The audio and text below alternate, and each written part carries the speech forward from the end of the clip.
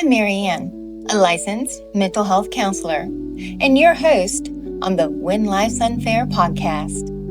In this space, we will explore the notion of fairness, discovering how life's advantages can also have disadvantages.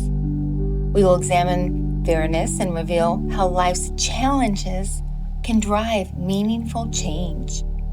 Join me for insightful discussions that can promote personal growth.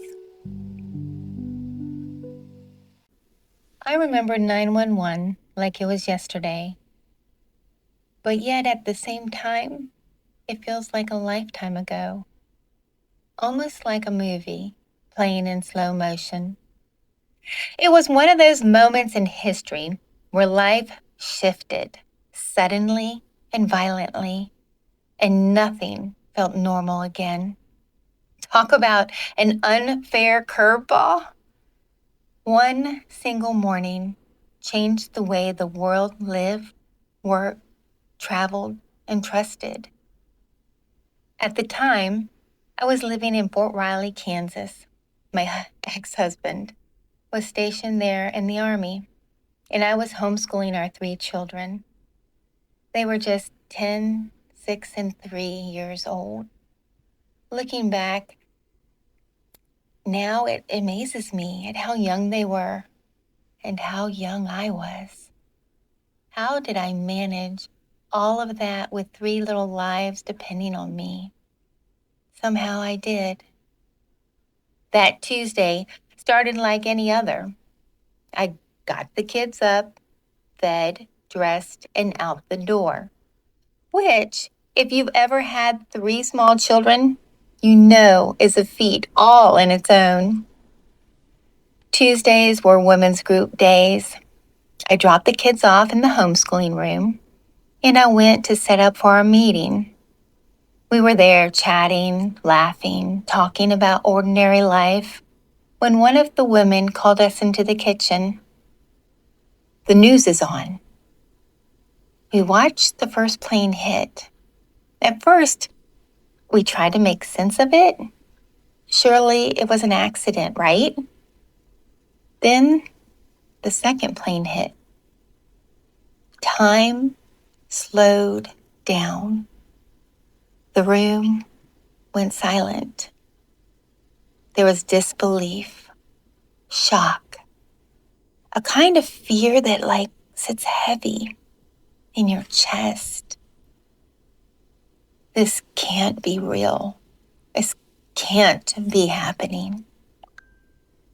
Being on a military post made everything feel even more intense. Military life is different. There's structure, hierarchy, and a deep sense of collective duty. The mission always comes first. Within an hour, our entire post was locked down. Lockdown means you don't leave. You don't move. You stay where you are until it is declared safe. We were told to remain inside the building until permission was given. When we were finally released, we were instructed to go straight home and not leave. The world outside felt frozen, but inside, everything felt like it was unraveling. The next day, the weight of reality set in. Grief, shock, a country in mourning, and behind the scenes, the beginning of investigations, recovery efforts, and what would later be called the global war on terror. The global war on terror. Then came the call. My ex-husband, along with so many others on post, were deployed. And just like that, my world changed again, another curveball, another unfair event. I became a single mom to 3 young children in a state far away from family, in the middle of an uncertain world full of fear. Another curveball, another moment of unfairness. Families were shattered in so many ways, not just overseas, but in living rooms, bedrooms, in kitchens across the country. But something beautiful also happened. The women on post, well, we bonded in a way I'll never forget. We leaned on each other. We showed up for each other. We became family. That connection, that sisterhood is what helped me survive that season. And all that brings me to the question I want to leave you with today. How do we cope when life throws us a curveball? Well, here's what I've learned.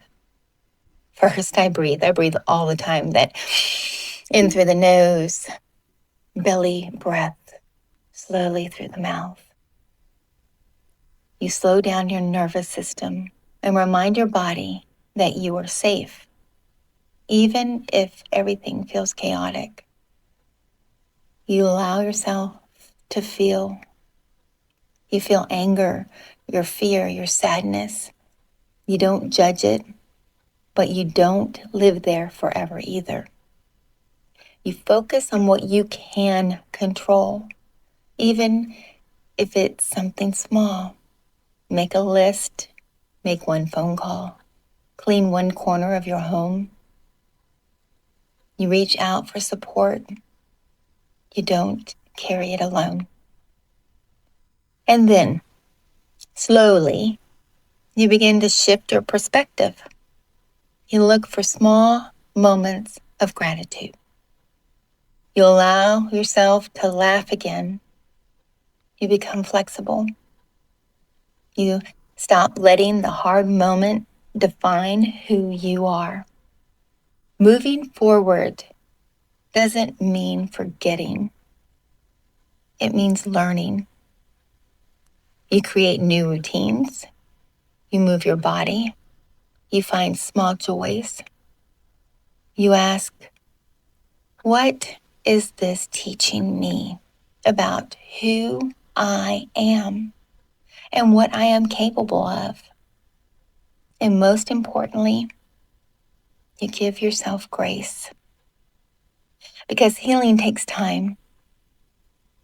Strength isn't loud, and growth isn't always pretty.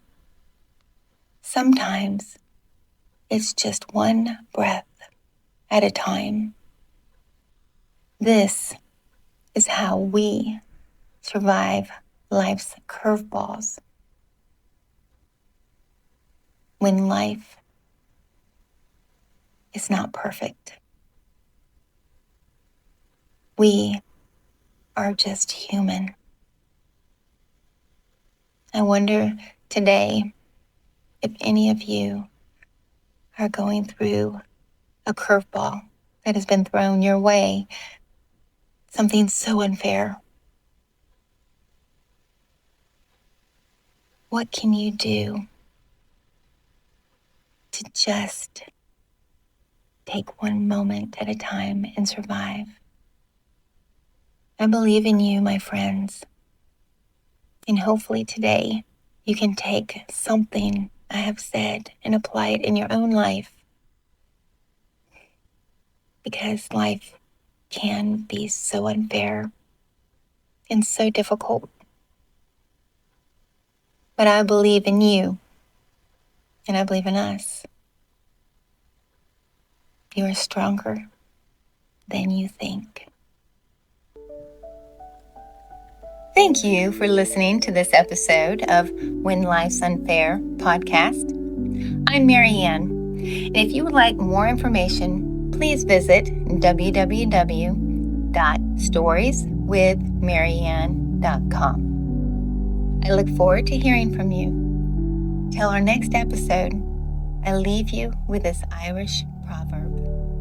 May the road rise to meet you, May the wind always be at your back. May the warm rays of sun fall upon your home, and may the land of a friend always be near.